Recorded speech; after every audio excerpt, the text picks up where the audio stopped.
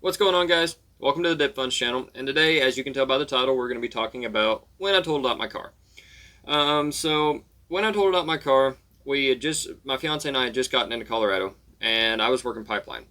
As soon as I got off work my very first day, I was like, I'm going to call my dad. So I called Dad. I was headed to the hotel from the job site, and so the job site was roughly 20-25 minutes away from my hotel, and whenever I was turning in, okay, so I was going this way, my hotel's setting over here, and I was in the turning lane, okay? So there was oncoming traffic, and the oncoming traffic light was red, the one behind me. And there was a big rig setting in front of me, and he told me to go ahead and go. He was leaving space for me to go ahead and turn in. So I went to turn in. Some old woman came up at 80 miles an hour out of absolutely nowhere and hit me head on. Absolutely demolished my car. In fact, you can see a picture of it right here. Totally just demolished my car. And so, of course, I'm freaking out. I'm on the phone with Dad. He didn't even hear the wreck happen. So I told him, I'm like, hey, I'm going to call you back. I just totaled out my car. He's like, okay. So I hung up, and the first thing I did was I called Mom. I'm like, hey, Mom, I just totaled out my car. I'm freaking out, right? I'm so mad because my fiance and I left everything behind. We're in Colorado, and now we have no form of transportation at all. Her car was back home in Arkansas, and it was just a really bad situation. So the next thing I did was I called my fiance. I'm like, hey, you need to get down here. I just totaled out my car, and I don't know what's going to happen. So she gets down there, and she really cools me down a lot. She helped me, chill out and just kind of understand that everything's going to be okay. And so the police show up, fire truck shows up, everything, just in case there are any, injuries or anything like that. The police are questioning both parties. Of course, I'm being really friendly with the lady that hit me because I didn't know who was in the wrong. It was a turning lane. We'll get to the turning lane part later on in the video. I'm being really friendly with everybody. Like I said, cops show up. They're taking statements from both sides, and a female cop shows up, and she's like, "So you're working pipeline, right?" Because I'm holding my vest and my hard hat. It says Joe Max on it, Pipeline Construction. And she's like, "You're working pipeline, right?" And I was like, "Yes, ma'am. I just got, today was my first day. I just started." So she's like, "Okay." And so she goes back to her car. And anyway, me and the woman that hit me are, we're talking back and forth. She didn't have proof of insurance on her. She admitted to speeding. She wasn't wearing a seatbelt, etc., etc. I'm like, okay, things are looking up for me, like, I'm going to win this.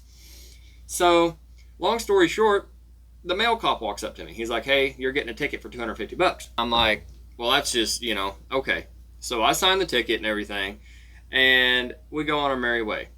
The old woman then later comes and contacts my insurance company saying she had, injuries past what her insurance would pay. And I'm like, you denied medical care on scene. So, no, you ain't getting nothing out of me.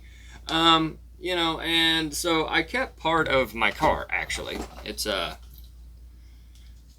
little Volkswagen emblem. I kept that as a memento. And like I said, my fiance was great. She really helped me calm down and just understand that, it is okay. It does suck, but it is okay. So we get back to the hotel. We went and ate dinner. We get back to the hotel, and I call the guy that I'm operating with. His name was Cody. And I call him, and I'm like, so I just want to let you know I totaled out my car. I'm going to have to catch the next flight home because I don't have any form of transportation. He's like, are you kidding me? And I'm like, no, man, shit happens. It was an accident. I was at fault because apparently the turning lane that I was turning into my hotel to wasn't even a turning lane for me. It was only to go all the way across 4 lanes of traffic into the gas station across the road. I didn't know that. Woulda, coulda, shoulda. Hindsight's 20/20. So anyway, I'm on the phone with my guy. I'm like, hey, I'm gonna have to go back home. I don't have any way to work. I don't have any way to buy groceries. All this stuff, and something I realized while I was out there on the pipeline is that you don't understand what it's like to have someone support you until you're out of your element, until you're out there and you don't have family to back you up. I had my fiance, thank God. If I didn't have my fiance, it would have been a really, really bad situation for me. But thank God I had my fiance with me. And like I said, you don't know what it's like to have someone support you until you're in a situation like that. My guy, he told me, he was like, no, you know what? You're not going home. You came out here, you know, you had a goal, and you're going to meet that goal. You know, he was like, I'm going to drive you to work on Sundays, just so your fiance can, because we didn't work on Sundays. He's like, just so your fiance can get out of the hotel, I'll come pick you up on Sundays. I'll drive you to, you know, the grocery store. You guys can go grocery shopping. It's no big deal. You know, he was like, we'll get you a vehicle. We do that. And actually, he literally did. He picked me up from my hotel every single morning at, you know, 5 o'clock in the morning. And then drove me to the job site and drove me home after. He was super great, you know, super friendly. And I genuinely couldn't have done it without him. I would have had no way to get to work or anything. So we do that for a little bit. And then I meet a guy named Donnie. And he was actually staying in the same hotel that I was staying in. In fact, he actually confronted my fiance the night that I wrecked. So I was, you know, really uneasy of him. I didn't know he was working pipeline with me. I didn't know any of that. All my fiance told me was some, you know, old man walked up to her and was talking to her about my wreck. And I was like, well, that's, you know, threw me off. It did. It threw me off. I'm like, what is it to you anyway? So I'm talking to my guys. I was on the right-of-way crew. And so I'm talking to my guys about, you know, about my wreck, about what happened, about, you know, how I'm going to deal with everything. And this old man walks up that was talking to my fiance. He's like, that was you that wrecked in front of the hotel? I was like, yes, sir. You know, and he was like, oh, okay, well, I'm Donnie. I talked to your fiance right after your wreck. And I was like, oh, okay. He's like, if you want to, I'm staying in the same hotel as you. We can, you know, carpool back and forth to work. He's like, it's no big deal anyway. So we do that, you know. I actually made a really good friend out of that situation. I made a lot of really good friends, actually, out of totaling out my car. So we drove back and forth to work, you know, all this and that. And so, yeah, it was an unfortunate situation. It really genuinely was. But at the end of the day, it could have been a lot worse, you know. But I'd already had a friend, which is Cody, and he was driving me back and forth to work, which is great. But he was going way out of his way. Like, I'm talking like 20 minutes out of his way just to get me to work. I'm like, bro, you don't have to, you know, I can just go home. I can work for my stepdad. It's no big deal. And he's like, no, you're staying here. Okay. And then whenever I met Donnie, like I said, I was really skeptical of him at first because I was way out of my element. You know, I was skeptical of everyone. I was like, I don't trust these people, especially with my fiance. And turns out, you know, he was a great dude. You know, he helped us out every way he possibly could. And it meant the absolute world to me. So, like I said, long story short, yes, it was a crappy situation, but at the same time, it was a good situation because, like, I learned a lot. Donnie taught me a lot about life. He really did. You know, and, like, he turned out to be a really good friend, you know. I mean, he would drive my fiance to my job site so she could be there to pick me up and that kind of stuff. About 2 or 3 weeks in, my mom had been working with me trying to figure out how to buy how to get a vehicle to me. And I was just going to go buy a new diesel. I was making good money, and I was just going to go buy a new diesel truck. Not a new diesel, but a newer Duramax. It had a nice bed on it, you know, nice mirrors, nice tires and wheels. And they were only asking $16,000 for it, so I was going to go, you know, buy that. But my mom called me one day, and she was like, hey, I'm off Friday, Saturday, Sunday. Justin and I are going to get everything fixed on Tara's car, which is my fiance, and we're going to drive her car up to you, and then we'll fly home. I'm like, you don't have to do that, you know. I mean, like, I appreciate it, but I'm not going to ask that of you guys, you know. She's like, no, seriously, we've been wanting to see the Rockies anyway. I was like, okay, that's great. So they drove all the way, 16 hours, one way, to bring my fiance's car to us. We went out to dinner the night that they got there. I loved seeing my mom. I miss her so much. So they dropped the car off. They stayed there for like a day, day and a half, and then they flew back home.